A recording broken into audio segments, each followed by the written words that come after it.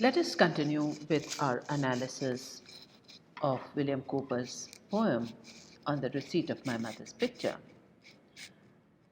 We know that the poet is vividly reminded of his long dead mother when he receives her picture from his cousin Anne Bodham. And in the lines that we read earlier, we see that the poet is continuing to converse with the picture of his mother as if she were alive, and he is remembering his childhood days spent in the love, care, and security of his mother's presence. Let us read the poem further. The poet says, "Could time his flight reversed restore the hours when playing with thy vesture's tissued flowers, the violet, the pink, and jessamine, I pricked them into paper with a pin, and thou wast happier than myself the while, wouldst softly speak and stroke my head and smile. Could those few pleasant hours again appear? Might one wish bring them? Would I wish them here? I would not trust my heart. The dear delight seems so to be desired. Perhaps I might, but no. What here we call our life is such, so little to be loved, and thou so much, that I should ill requite thee to constrain thy unbound spirit into bonds again." The poet in these lines is wondering if time could reverse his flight.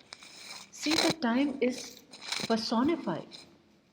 And he's saying that if time could reverse his flight and restore, return the happy hours that he had spent with his mother,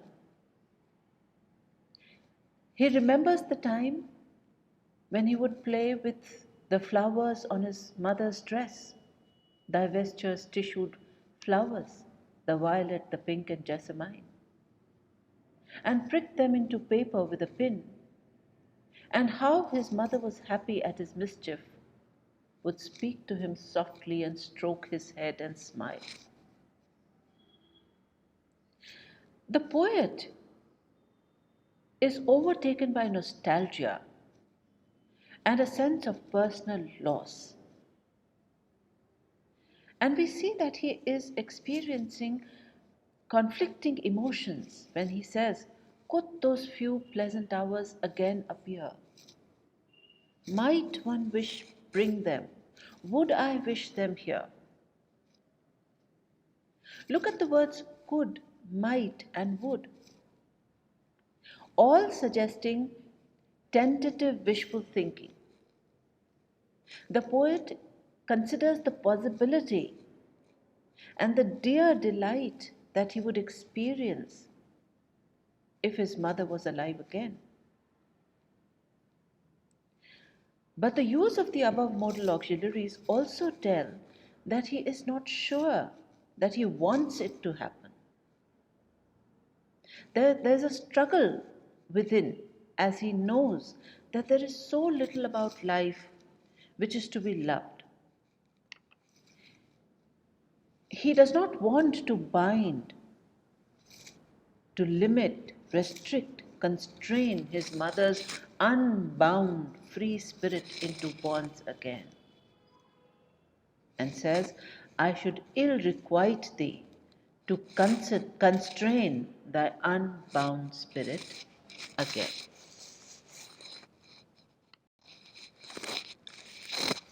He continues to say, "Thou as a gallant bark from Albion's coast, the storms all weathered and ocean crossed, shoots into port at some well-havened isle, where spices breathe and brighter seasons smile.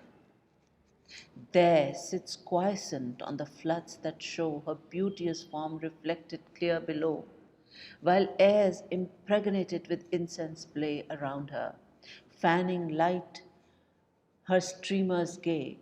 So thou, with sails, how swift hast reached the shore, where tempests never beat, nor billows roar, and thy loved consort on the dangerous tide of life long since has anchored at thy side. The poet, you see, compares his mother to a gallant bark. Gallant bark, a brave, noble, splendid ship from Albion's coast. Albion's coast, it's an ancient name of England. He says, thou as a gallant bark from Albion's coast, the storms all weathered and the ocean crossed, shoots into port at some well-havened isle. So the poet is comparing his mother to a gallant bark which has weathered, which has endured all the storms and crossed the ocean of life and reached smoothly and fast into the port, into the harbor of a safe island, well-havened isle, where the seasons are bright and where spices breathe. So the poet refers to heaven. He sees his mother sitting quietly, peacefully on that shore, flood, her form reflected on the water below, while the air around her is soaked with perfume, with fragrance, incense, cooling, fanning her flags, fanning her streamers into a happy, blessed, joyous state. Cowper states that it is with great swiftness with which his mother, remember the comparison to the gallant bark, no? Has reached the shore, the port, the heavenly harbor, which is not disturbed by the tempests, the storms, or thunderous billows, large sea waves, suggesting the challenges one has to face, one has to experience in life on earth. So, although the poet would have loved to have his mother by his side, at his age he understands that she is at a much better place and derives solace from his belief that his mother has reached her resting place, which is happy and peaceful. Cowper also alludes to the fact that his father, his mother's loved consort, partner, husband, too has crossed the turbulent ocean, the dangerous tide of life, a long time ago, and rests safely by her side, has anchored at thy side.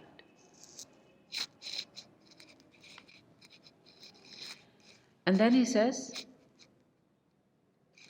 but me, scarce hoping to attain that rest, always from port withheld, always distressed, me, howling winds drive devious, tempest tossed, sails ripped, seams opening wide and compass lost, and day by day some current's thwarting force sets me more distant from a prosperous course.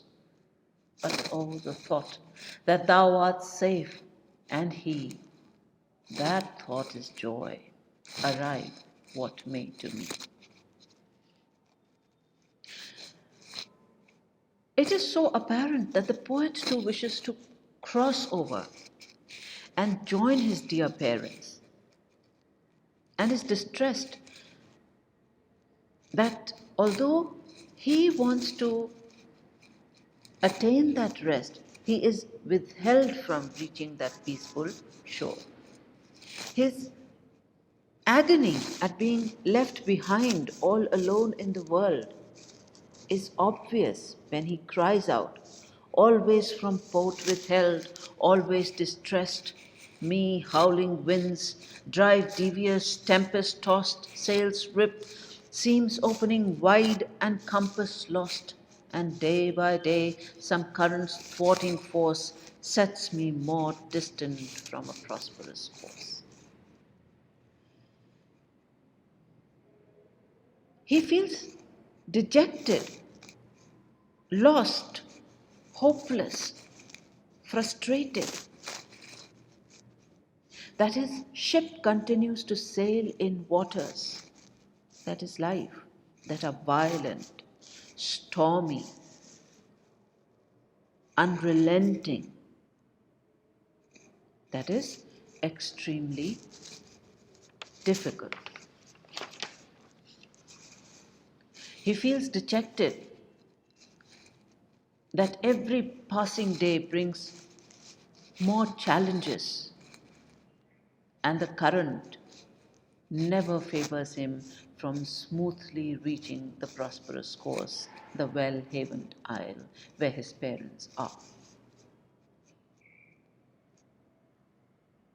Despite all this, the poet says that he feels happy that his parents are safe and together, whatever his position on earth might be. But oh, the thought that thou art safe and he, that thought is joy, arrive what may to me.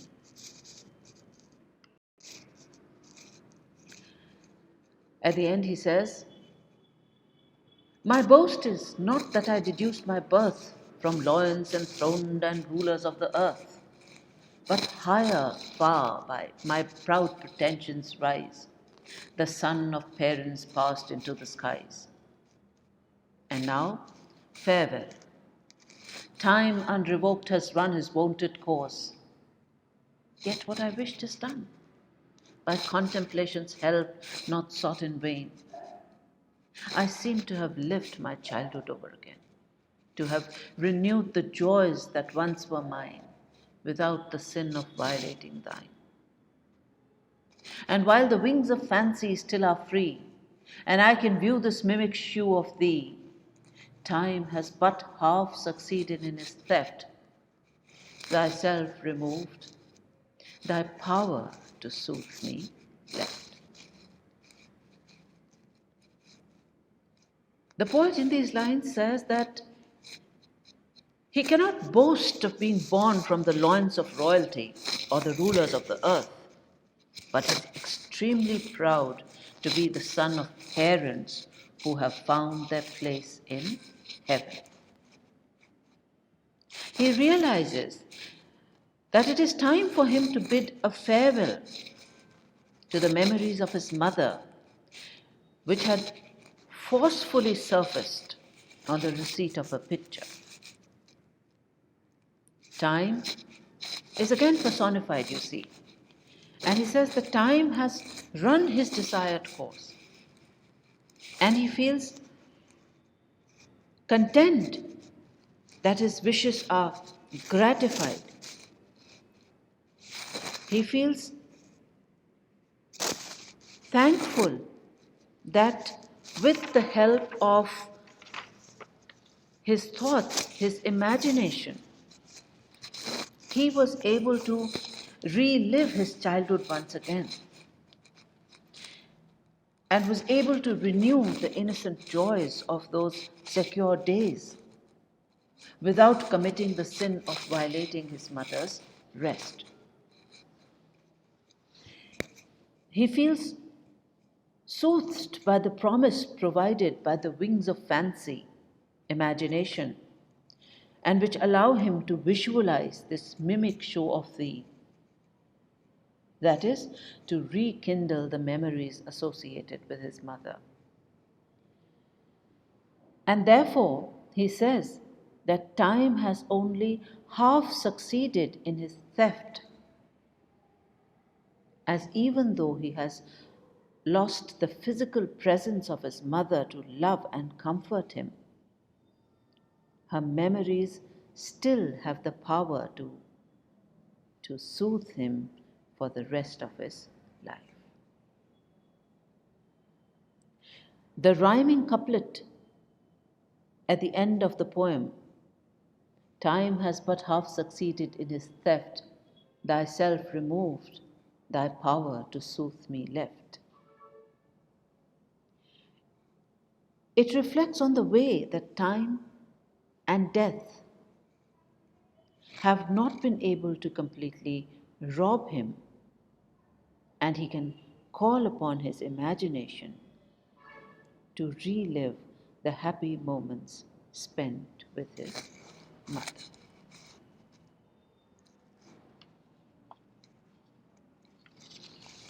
So I'll stop here and please go through the poem, the complete poem again, and go through these series of lectures. And if there's a problem, please get back to me. Thank you.